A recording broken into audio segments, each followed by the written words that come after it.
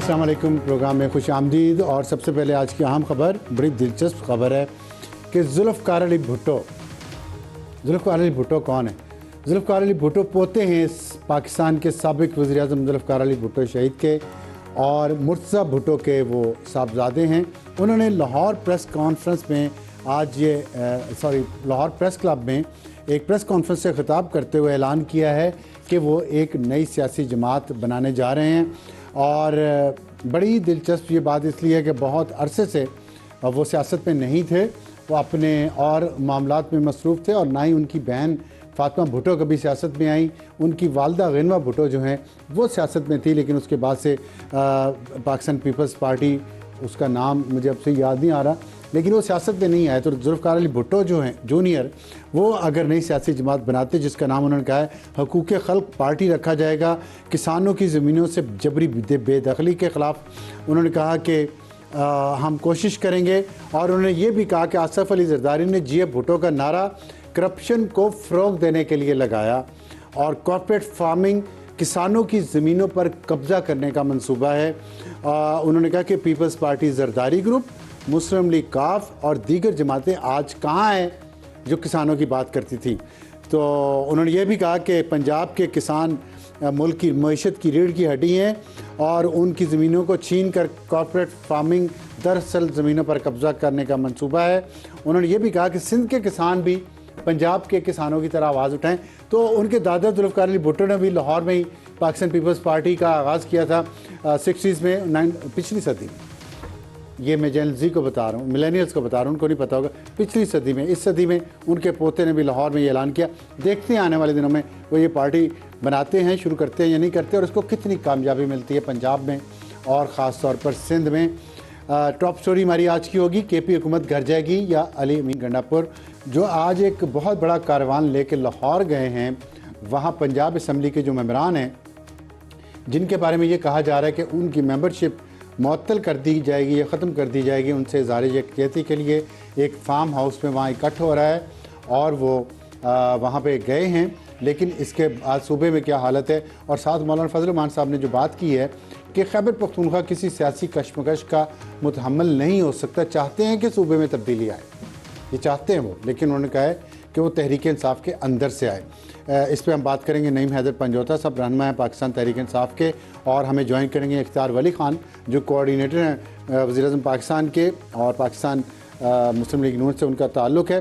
Hot issue होगा बढ़ती दहशतगर्दी, क्या सियासतदानों को भी इसका एहसास है, ये भी इस पर भी हम बात करेंगे कि गुज़श्ता 6 माह में दहशतगर्दी के 536 वाक़यात हो चुके हैं। सिर्फ बाजौड़ में 3 जुलाई को बम धमाके में असिस्टेंट कमिश्नर 5 पुलिस एहलकारों समेत शहीद हो गए, 16 ज़ख्मी हुए। और 10 जुलाई को ज़िला बाजौड़ के इलाके में ही अवामी नेशनल पार्टी के रहनुमा मौलाना खानज़ेब पर हमला किया गया, उनको शहीद किया गया, उनके साथ ही डॉक्टर तारिक भी शहीद हुए।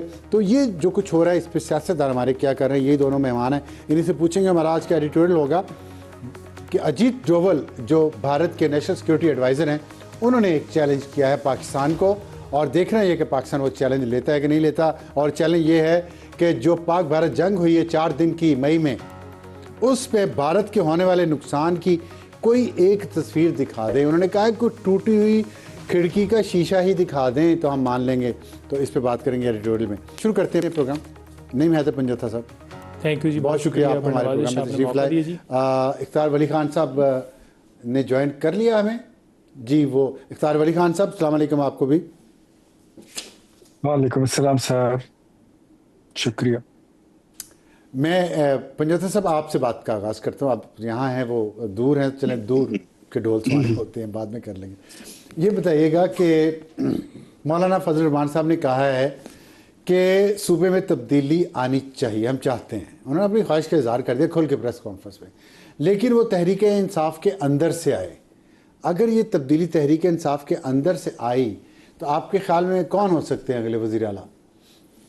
मेरे साथ कामरान मुर्तज़ा साहब बैठे हुए थे अफ्तार साहब पिछले शो के अंदर, तो उनसे तफसीलन जब पूछा गया तो उन्होंने कहा जी कि हम ये चाहते हैं कि अलीमीन की जगह कोई और वज़ीर आला हो और ये तब्दीली अंदर से आए, हम अदम एतमाद के हक़ में नहीं है।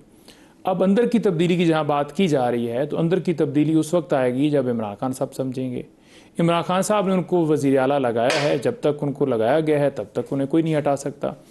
दूसरी बात यह है कि ये वाहिद सूबा है जहाँ अवाम के मैंडेट की हुकूमत है। हालांकि हमारे वहाँ पर भी धांधली करके हमारी सीटें छीनी गई हैं, लेकिन वहाँ अवामी नुमाइंदगी है, न वफाक में, न सिंध में, न बलूचिस्तान। नहीं तो ये पतन रिपोर्ट उठा लें, ये कमिश्नर रावलपिंडी का बयान उठा लें कि वो क्या कह रहे थे कि 70-70 हज़ार की लीड से लोग जीते थे, हराया गया। वो तमाम एविडेंस जो ऑन रिकॉर्ड हिस्सा है। 180 दिन के अंदर पटिशन नहीं डिसाइड की गई। मौलाना साहब ने ये भी कहा कि धांधली हुई है पूरे पाकिस्तान में, खैबर पख्तूनख्वा की हद तक, क्योंकि वो खुद उधर से लड़ते हैं, उनकी सियासत है, उनका हल्का है, अली मीन उनके मुखालिफ हैं, तो वो जहरी बात उन्होंने कहना है कि धांधली हुई है। तो एक पॉलिटिकल एक नैरेटिव वो अपना जारी किए हुए हैं। बाकी हकायक यही हैं कि कोई उनकी तरफ से जो है वो ऐसी क्लेम नहीं की गई कि भाई हमारे पास फॉर्म 45 हैं, लेके आ जाइए। मैं कामरान साहब को कहता हूँ, मौलाना साहब को कहता हूँ, कोई लेकर आ जाए किस हल्के का वो जीता हुआ है, और हम कहेंगे जनाब प्रोग्राम के अंदर ही हम तो इधर ही इलेक्शन कमीशन आपको ही बना देंगे अफसार आलम साहब, हमें तो कोई फ़र्क नहीं है। लेकिन इनसे आप कह लीजिए, ये कहेंगे आप इलेक्शन कमीशन के अंदर जाएं, जो 180 दिन का टाइम है कानून के मुताबिक डिसाइड करने का पटिशन, वो डिसाइड नहीं हो रहा। मेरा सवाल ये था कि क्या अली मीन गंडापुर की जगह कोई और वज़ीर आला बना तो कौन बनेगा? कोई इस हवाले से ना कोई गुफ्तगू हो रही है, ना इस हवाले से कभी सोचा है। और जब खान साहब ने उन पर एतमाद किया हुआ है तो फिर उनको कोई हटाने अगर खान साहब फ़र्ज़ करें, क्योंकि हम ये खबरें सुनते हैं, खान साहब भी कहते हैं कि गंडापुर पे उनको एतमाद नहीं रहा, तो अगर उन्होंने कहा कि हटा दें, फिर कौन उम्मीदवार हो सकता है? सर ऐसी कोई बात नहीं है, ये ख्वाहिश तो बड़े लोगों की है कि उनको हटा दिया जाए।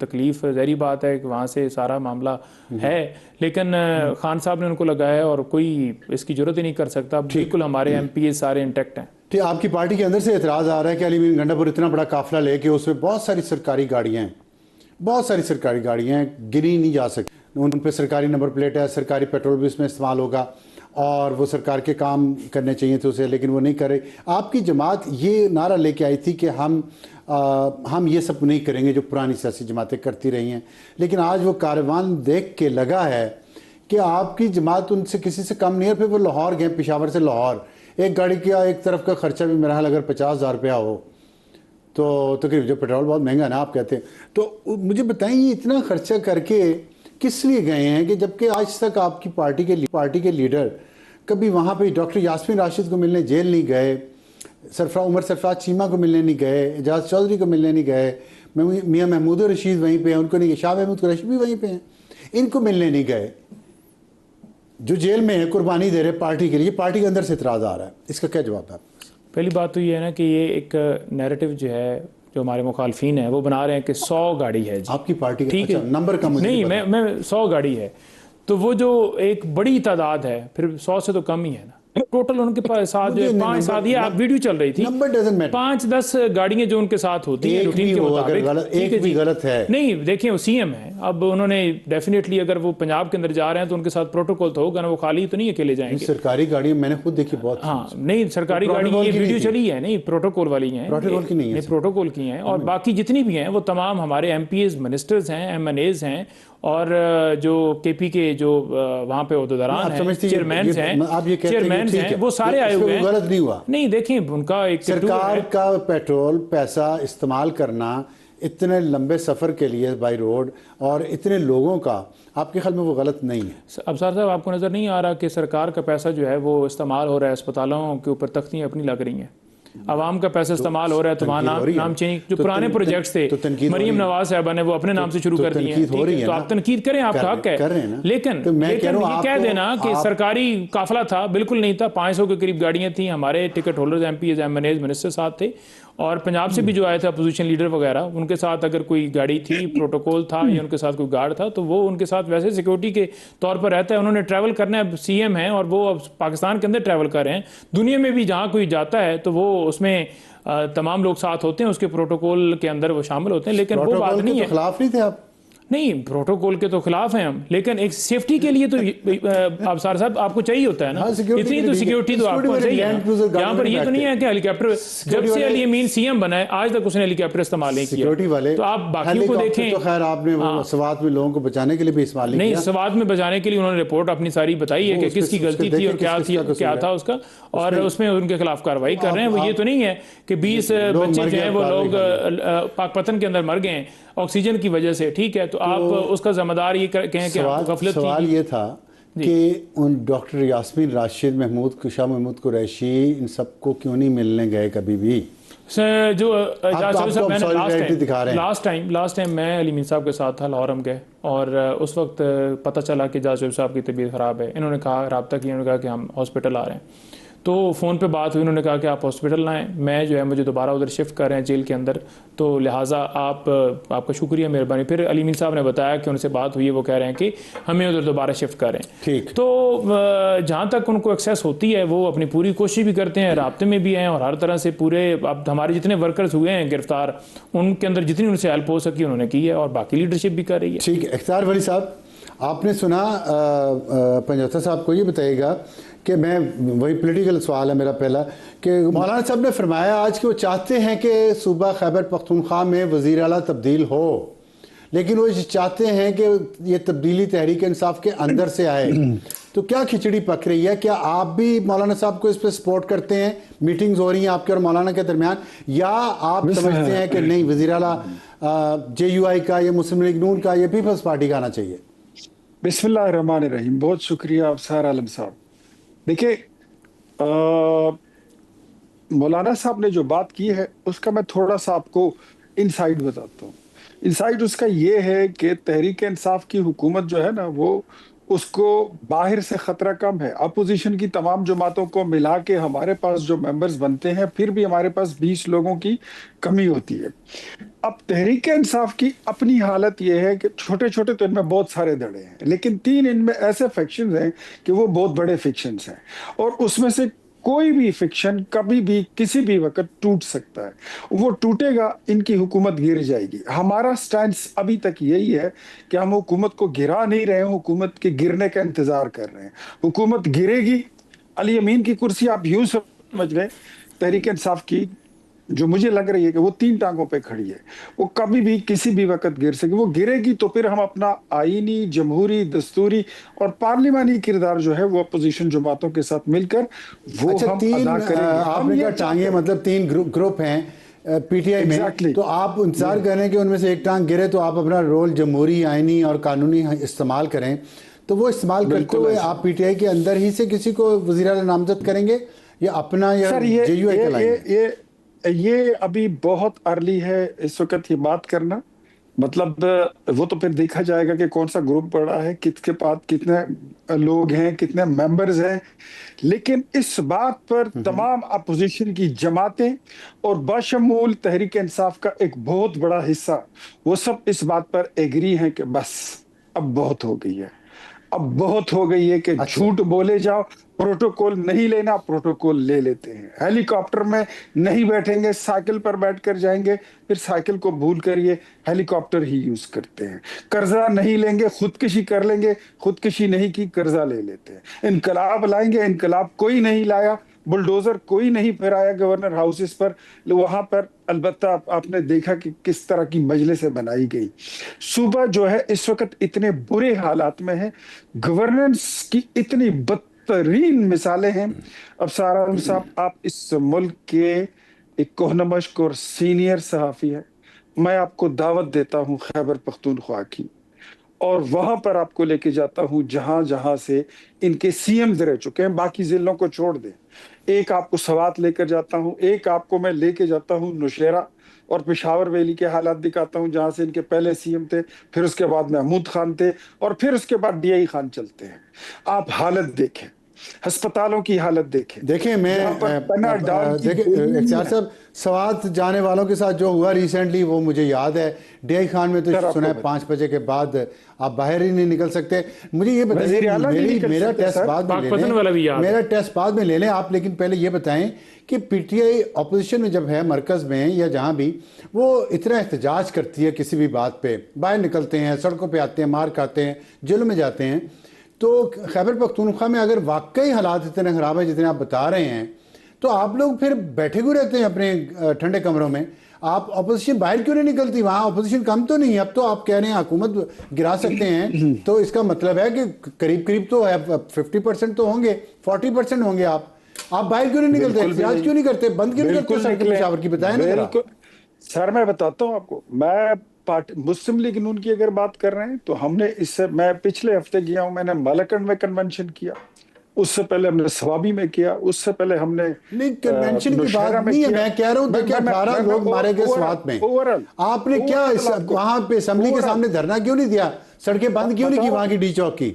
सर सुन लीजिए, इससे पहले पीटीआई ने, पाकिस्तान पीपल्स पार्टी ने एहतजाज किया और वो असेंबली के सामने गए। अली अमीन साहब ने कहा कि इन पे डंडे बरसा दो, उनके सर फोड़ दिए, आंसू गैस, लाठी चार्ज, सब कुछ, पर्चे कटा दिए, कहते जी ये रेड जोन है।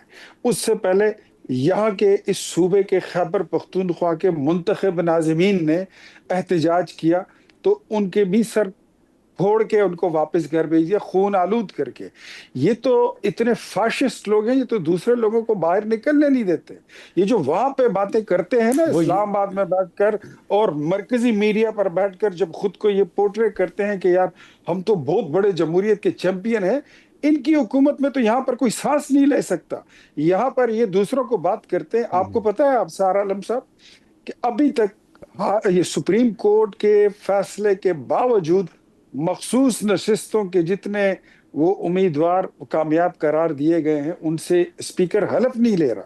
स्पीकर साहब जो है वो अपोजिशन के लोगों को असेंबली में फ्लोर नहीं देता। इधर तो हालात ये है, एक अपोजिशन बंदे को ये फंड्स नहीं देते। वो आपको भी शिकायत है उनकी। मैं जोसेफ साहब से पूछता हूँ, इस पे आता हूँ वापस आपके पास। देखिए वो कि आपको यहाँ पे सीटों से महरूम आप कहते हैं हमें किया गया, कौमी असम्बली की जो मखसूस नशिस्तें थी, अब वहाँ पे कह रहे हैं वो हल्फ नहीं ले रहे स्पीकर साहब, तो दूसरे एहतजाज वो करेंगे, वो भी गलत है। मैं तो सड़कों पे एहतजाज के हक में नहीं हूँ, चाहे वो करें या आप करें। तो क्या फिर आप इसको क्या कहेंगे, आपके ये इस तरह सियासतदान हुकूमतें चलाएंगे जो हालात हैं केपी में भी ख़ास तौर पे हालात तो ख़राब हैं ना? देखिए बात ये कि केपी के अंदर अगर वहाँ हालात ख़राब होते, यानी करप्शन के हवाले से, बदयांती के हवाले से, वहाँ बाकी जो आवाम के फ़लाह के मामलात हैं, लंगर खाने ना होते, वहाँ पर पनाहगाहें ना होती, वहाँ पर सेहत कार्ड ना होता, हेल्थ की फैसिलिटीज़ ना होती, एजुकेशन के अंदर ना होता, तो आवाम रिजेक्ट कर देती केपी के अंदर, पाकिस्तान के अंदर रिजेक्ट कर देती 8 फरवरी को। कल इलेक्शन करा दें रिजेक्ट कर देगी। तो ये प्रोपेगेंडे करके तो आप ये नहीं कह सकते कि जनाब आप बड़ा मुल्क के खैर खा हैं और इन्होंने बेड़ा गर्क कर दिया। मुल्क के अगर खैर खा होते तो पहले दिन ही आप कहते कि हमें इक़्तिदार में ना बिठाया जाए क्योंकि अवाम ने हमें मुस्तरद कर दिया। हम तो वोट को इज्जत दो का नारा मारते थे और अगर हमें वोट नहीं पड़ा तो बिस्मिल्लाह आएँ जी, उनको हुकूमत दें, और अगर वो परफॉर्म नहीं करेंगे तो अवाम रिजेक्ट कर देगी। ठीक, पहला सेटअप आपने धांधली के जरिए बिठाया, पीका लॉ आप लेकर आए, यूट्यूब चैनल्स आप बंद करें, साफियों को नौकरियों से हाथ धोना पड़ा। सुप्रीम कोर्ट ने फैसला दिया, आपके फैसल वाडा ने कहा कि सुप्रीम कोर्ट के फैसले के ऊपर इलेक्शन कमीशन अमल दरामद नहीं करेगा। फिर जब दूसरी दफ़ा फैसला इनके हक में आया कि वो जिनको अवाम ने वोट ही नहीं दिया उनको सीटें दी गई, फ़ौरन फैसले के ऊपर भी इम्प्लीमेंट हो गया। पाकिस्तान में किसान जो है वो रुल रहा है, पाकिस्तान में ताजर रुल रहा है, सनतकार रुल रहा है, पाकिस्तान के अंदर आम आदमी रुल रहा है। मुझे बताएं कि इकॉनमी कहाँ बेहतर होगी? पीटीआई की हुकूमत और आज की हुकूमत से मुवाजना निकालें, एक एक चीज़ का, एक एक मामले का, एक एक खाने की चीज़ का आपको सामने नजर आ जाएगा। पेट्रोल का निकाल रहे हैं, डॉलर का निकाल रहे हैं, बिजली 17 पे थी कैसे 80 पे चली गई और फिर 56-60 के राउंड जो घूम रहा है। तो इस तरह नहीं होता कि आप ये कह दें कि वहां सारा है, आप अपनी गिरबान में झांके कि आपने क्या किया मुल्क के साथ। इख्तियार साहब ये बात, कुछ बातें इनकी वजन तो है उसमें, बिजली की बात की, पेट्रोल की बात की, और उन्होंने कहा कि अवाम ने रिजेक्ट नहीं किया उनको, खैबर पख्तूनख्वा में खास तौर पे और पूरे मुल्क में। ये बात उनकी वजन तो है, अवाम ने रिजेक्ट क्यों नहीं किया? अगर अवाम के काम सिर्फ आप ही ने किए, उन्होंने नहीं किए तो? ये बिरादर नईम साहब जो है ना, इनकी बातों से मुझे वो कहावत याद आ गई कि वो जो रात को कत्ल करते हैं और सुबह जनाजे की पहले सफ में खड़े हो जाते हैं, कहते हैं ओए होए होए बड़ा ज़ुल्म हो गया है। जो आज के हालात, अवाम ने तो रिजेक्ट नहीं किया ना। मैं बता उस पे आ रहा हूँ। जो आज शाखसाना है इस मुल्क का, जिन हालात से हम गुजर रहे हैं, ये तो पाकिस्तान में अगर 4.25 साल तहरीक इंसाफ की हुकूमत ना आती तो शायद हम आज यहाँ पे खड़े ना होते। अगर खैबर पख्तूनख्वा में आपकी हुकूमत है तो आपको ये इल्म होना चाहिए कि अगर जनरल फैज की बाकियात ना होती तो आप यहाँ से लुट पिट के निकल रहे थे। ये जनरल फैज की बाकियात को दुआ करें कि उन्होंने आपको रख लिया है और आपका जो यहाँ पे मैंडेट है, आपके सामने सबूत आ गया है कि जो उमर अयूब की सीट है वो 1 लाख वोटों से वो हार चुके हैं। ये वही कासिम सूरी की तरह केस है कि वो ठीक स्टे लेकर बैठे हुए थे, और अगर जिस ठीक है दिन वो ठीक है। केस आगे वो चला तो वो इख्तियार साहब, आपकी सीटें सारी निकल रही है। आपके मैंडेट को जेयूआई, एएनपी, पीपल्स पार्टी, मुस्लिम लीग नून, एएनपी, कोई जमात तस्लीम नहीं करती, क्योंकि सबको पता है कि ऑन ग्राउंड इसमें सिचुएशन इसमें कुछ और थी और यहाँ कुछ रिजल्ट कुछ और आया। ठीक है ठीक है। मैं एक ब्रेक ले लूँ, ब्रेक के बाद वापस आते बात जारी रखेंगे और फिर उसके साथ हमारा आज का हॉट इशू भी होगा कि दहशतगर्दी जो इतनी बढ़ती जा रही है मईशत की तरह, उसमें सियासी जमातें अपना रोल क्यों नहीं प्ले कर रही इख्तिलाफात के बावजूद। छोटे से ब्रेक के बाद प्रोग्राम में दोबारा खुश आमदीद। हॉट इशू और बढ़ती दहशतगर्दी, सियासतदानों को एहसास भी है या नहीं, और मुसलसल इस पर मुल्क में बात हो रही है। खौफ हरास की कैफियत है और पाकिस्तान की मईशत और पाकिस्तान की गवर्नेंस उस वक्त तक बेहतर नहीं हो सकती जब तक इन दहशतगर्दी की कार्रवाइयों पर काबू नहीं पाया जाता, जब तक इन दहशतगर्दों को काबू नहीं किया जा सकता। उसके लिए पॉलिटिकल कंसेंसस का होना एक बहुत ज़रूरी चीज़ है जो हम देख रहे हैं कि नहीं है मौजूद।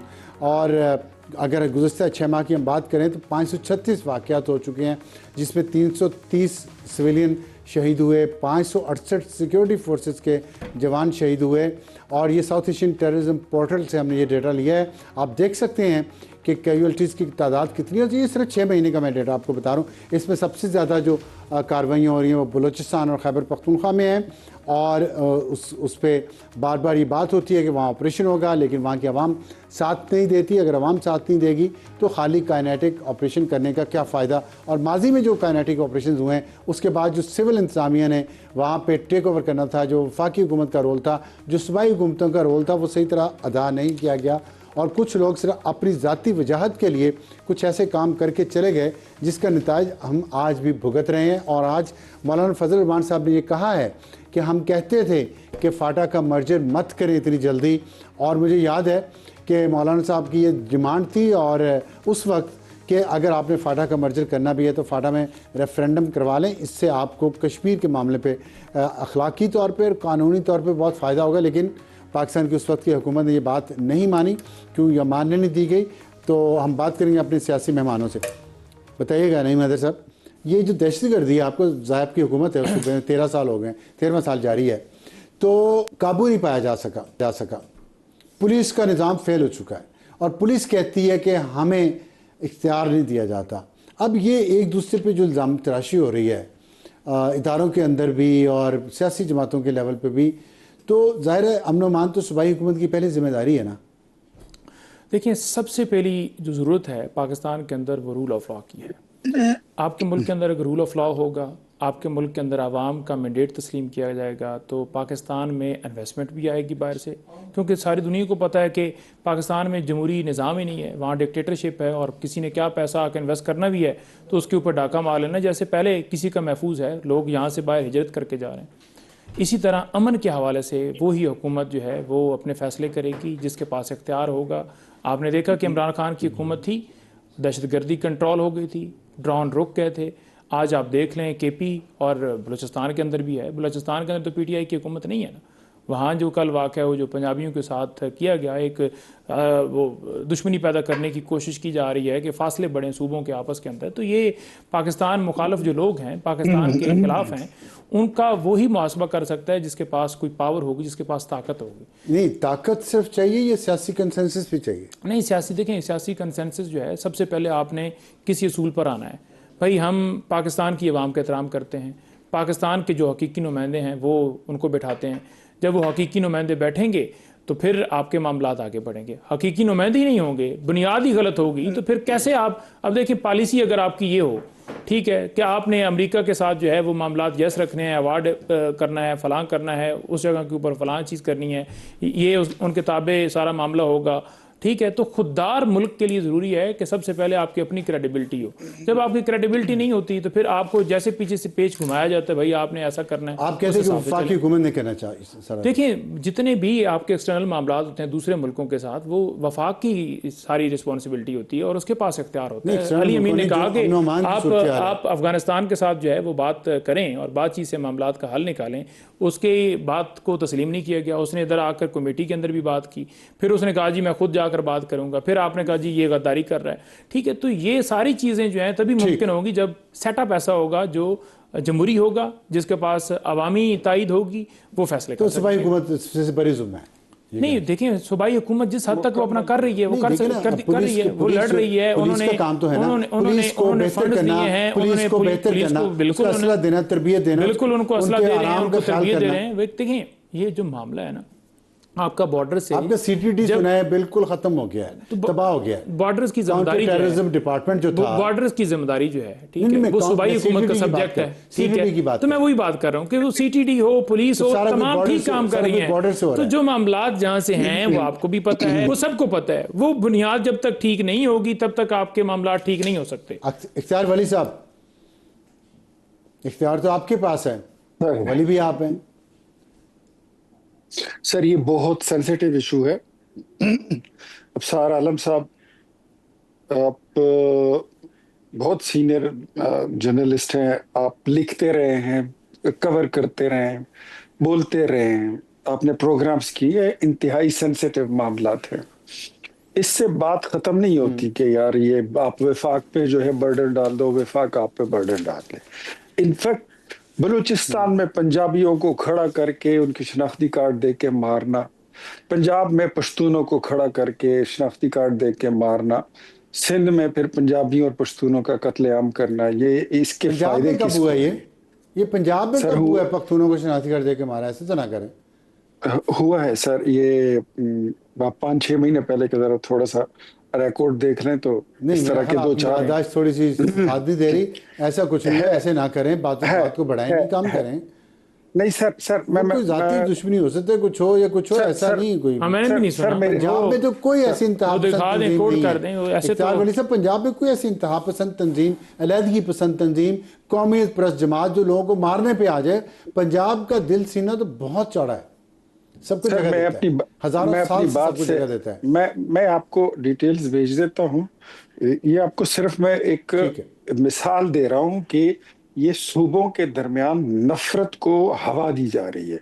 इसके पीछे जो हम बात करते हैं ना कि फितना खवारिज, मुझे पता है, मैं कह रहा हूँ रोक क्यों नहीं रहे आप, रोक क्यों नहीं पा रहे? पंजाब में आपकी हुकूमत है, मरकज में आपकी हुकूमत है, वो कह रहे हैं कि सरहदों का इंतजाम भी ज़ाहिर वफाक की हुकूमत की जिम्मेदारी है। अगर सूबाई हुकूमत कुछ नहीं कर पा रही तो आपने उसको लेके आना है। अफसार आलम साहब, ये सारी चीजें रेक्टिफाई हो गई थी। इस बात को मैं बिल्कुल नहीं मानता कि कोई ये कहे कि इमरान खान के दौर में ये बड़ा अमन हो गया था। इमरान खान के दौर में कोई अमन शमन नहीं हुआ था, वो उनकी एक पार्टनरशिप बन गई थी। अब क्या करें? इतने जवान हमारे शहीद हो रहे हैं, सिविलियन भी, फौजी भी, रोजाना हर जगह पे। क्या करे अवाम, कौम क्या करे? कौम क्वेश्चन करती है कि इंडिया को आपने हरा दिया 4 दिन में, और ये 40 साल हो गए आपको ये मसला हल नहीं कर पा रहे, क्यों?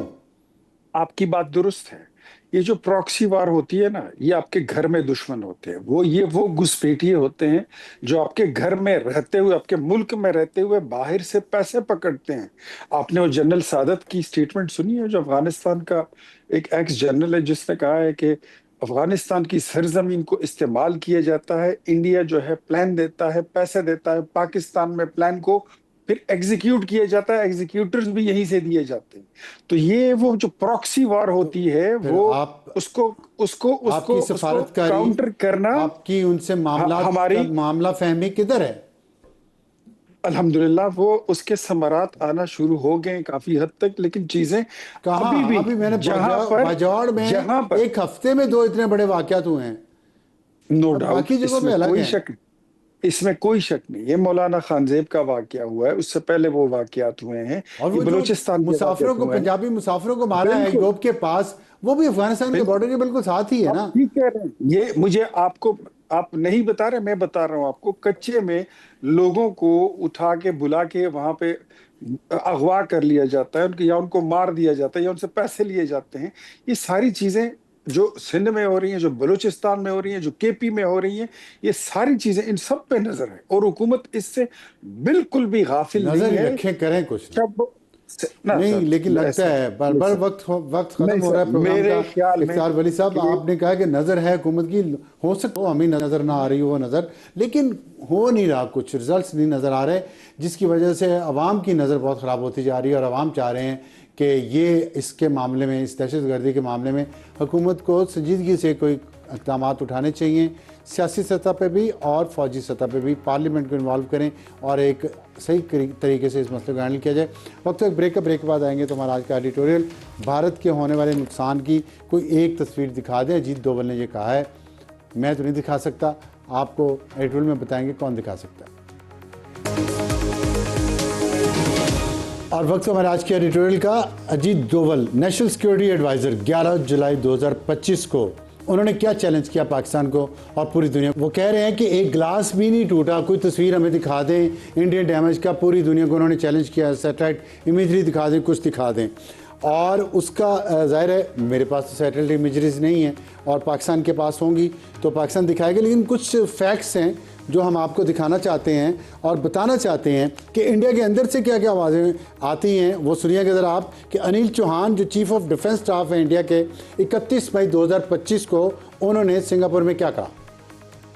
कैसा है, वेरी स्मार्ट आंसर कि ये इंपॉर्टेंट नहीं है कि क्या गिरा है, ये कि कितना गिरा है, ये क्या नहीं गिरा। उन्होंने तस्दीक ही नहीं, उन्होंने कंफर्म कर दिया कि हाँ कुछ ना कुछ गिरा है। तो तस्वीरें तो नहीं हमारे पास, लेकिन ये बयानात है। अब आप सुनिए, एयर मार्शल भारतीय इंडियन फोर्स डीजी ऑपरेशंस 11 मई 2025 को जब जंग हो रही थी, उस दौरान जब उनसे पूछा गया कि तैयारे गिरे हैं कि नहीं गिरे, तो उन्होंने क्या कहा। तो अब आप देख रहे हैं कि ये इंडिया के अंदर से हमने आपको कुछ बयानात सुनवाए हैं। अब आप सुनिए कि इंटरनेशनल मीडिया, CNN बहुत बड़ा टीवी चैनल है दुनिया का, वो उसने क्या रिपोर्ट बनाई है लाइव। अजीत डोवल साहब के लिए ये मैंने आपको दिखाई हैं चीज़ें जो उनके चैलेंज के जवाब में। एक चीज़ और, अगर Indian defence attache to Indonesia captain Shiv Kumar, उन्होंने कहा मैं इस बात से इत्तेफाक नहीं करता कि हमारे बहुत से जहाज़ तबाह हुए, मगर इस बात से मुत्तफिक हूँ कि हमने कुछ जहाज़ गिनवाए। ये भारत के अंदर से मैंने आपको 4 आवाज़ें सुनवाई हैं। CNN दिखाया है अजीत डोवल के इस चैलेंज के जवाब में। बाकी अजीत डोवल के चैलेंज का जवाब हमारे नेशनल सिक्योरिटी एडवाइज़र दें या पाकिस्तान की हुकूमत दे, ये पाकिस्तान की हुकूमत जाने वो जाने, लेकिन उनको जवाब ज़रूर देना चाहिए। और इसलिए भी देना चाहिए कि इंडिया के अंदर प्रोपेगेंडा मुहिम ये जारी है मोदी के ख़िलाफ़ कि मोदी ने हमारी नाक कटवा दी है जब प्रेसिडेंट ट्रंप ने सीज़ फायर करवाया, क्योंकि इंडिया मानने पे नहीं आ रहा कि प्रेसिडेंट ट्रंप का इसमें कोई रोल था, और रोल था या नहीं था। लेकिन इस वक्त मोदी हुकूमत इस वजह से ट्रबल में है, इसलिए अजीत डोवल साहब का ये बयान है। आज के लिए इतना ही, खुदा हाफिज़।